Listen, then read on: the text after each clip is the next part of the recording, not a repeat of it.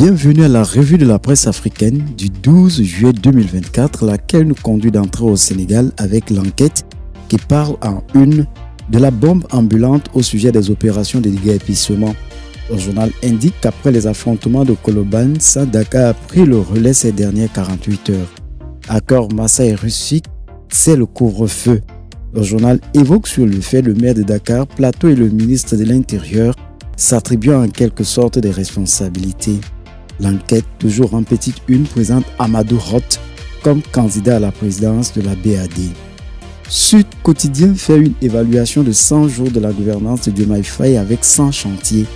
Le journal indique qu'après en effet 100 jours de la gouvernance du nouveau président de la République, celui-ci a engagé 100 chantiers sous le couvert de la rupture systémique.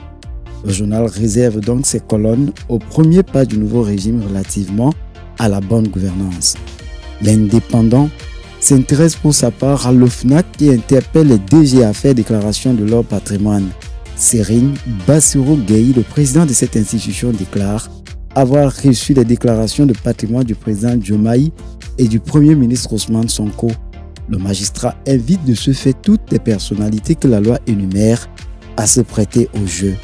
Le journal parle aussi du trafic international de drogue avec plus de 365 kg de cocaïne saisie par la douane sénégalaise.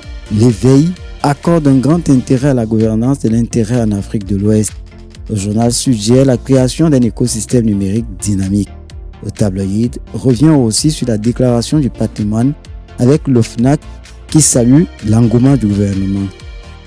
En Côte d'Ivoire, le quotidien d'Abidjan se penche sur la situation sociopolitique et met en grande une. Le candidat Laurent Gbagbo parle dimanche à Bonoa.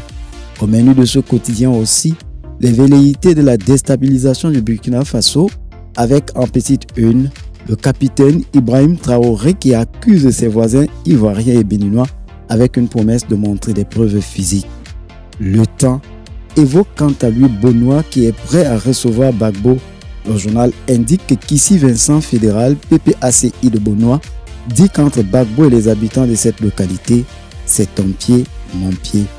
La voix originale, elle aussi, au sujet de la première visite à Bonoa du candidat PPACI après la convention titre « Tout est fin prêt pour accueillir Gbagbo ».